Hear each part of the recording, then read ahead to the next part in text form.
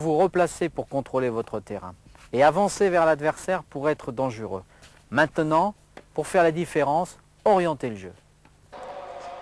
Un joueur qui va frapper la balle a deux possibilités d'orienter le jeu, jouer en ligne ou jouer croisé. S'il a la maîtrise de la situation, il choisit de jouer en ligne ou de jouer croisé en fonction de la position de l'adversaire. Souvent, pour conclure, il jouera dans l'espace libre.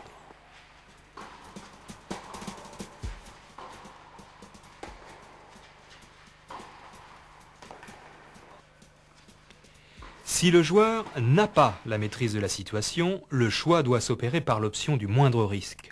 En jouant croisé, il offre à l'adversaire un angle de riposte peu dangereux pour lui, puisque la bissectrice de cet angle passe tout près de sa position initiale.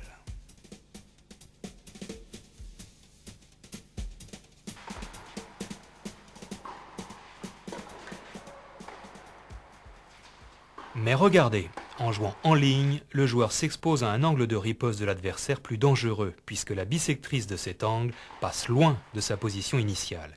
Il risque donc d'être pris de vitesse avant d'atteindre son point de replacement.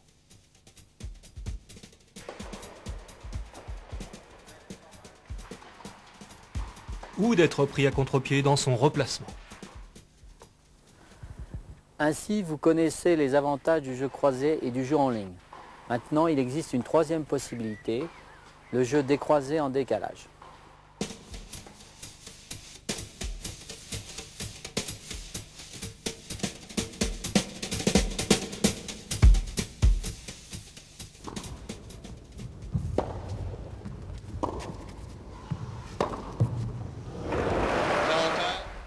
La plupart des champions ont une préférence pour le coup droit. Quand ils ont le temps, ils contournent leur revers pour frapper le coup droit en décalage.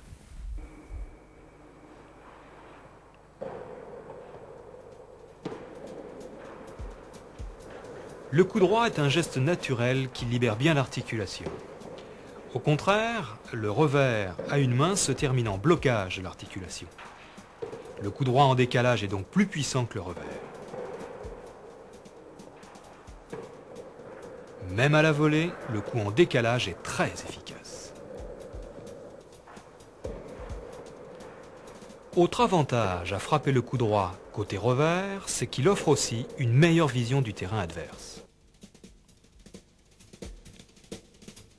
Au contraire, le joueur qui reçoit la balle en revers tourne le dos au terrain tout entier.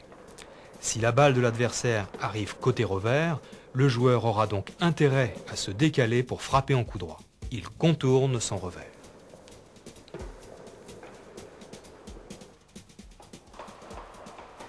Ce rapport de puissance coup droit-revers donne ainsi l'avantage au coup droit. La règle s'applique aux deux joueurs. Il faut donc, en priorité, jouer sur le revers de l'adversaire. S'il est droitier, quand on vient soi-même de contourner son revers, il faut jouer décroisé. Cette diagonale est la trajectoire préférentielle.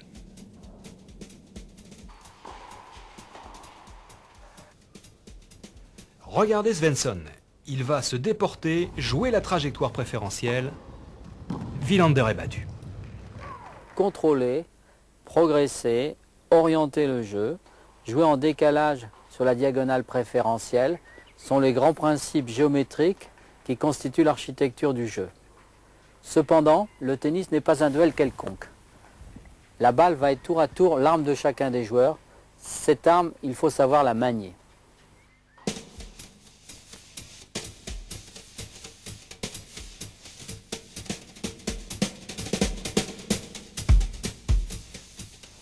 Comme tout projectile, la balle subit des effets qui vont influencer sa trajectoire aérienne et son rebond au sol.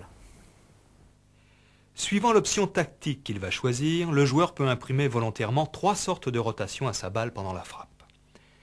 Premier cas, si la rotation est positive, comme si la balle roulait sur le terrain, la balle est liftée. En déplacement aérien, la balle liftée a tendance à plonger dans le terrain. Parce qu'elle est plongeante, la balle liftée rebondit haut et sa rotation positive lui fait prendre une accélération au sol. Il existe deux modes d'utilisation du lift qui correspondent à deux types de situations. Si l'adversaire est au fond du court, vous le repoussez plus facilement avec une balle liftée dont la chute est énergique et le rebond haut et accéléré.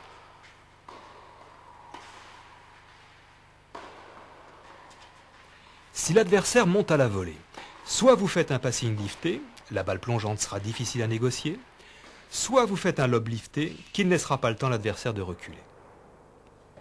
Grâce à l'effet lifté, la balle ne sortira pas. Deuxième effet possible, si la rotation est négative, la balle est coupée. En déplacement aérien, la balle coupée a tendance à allonger sa trajectoire. Elle rebondit faiblement et, à cause de sa rotation négative, va se freiner et même chasser sur le sol. Utilisez principalement cet effet coupé sur le revers pour monter au filet.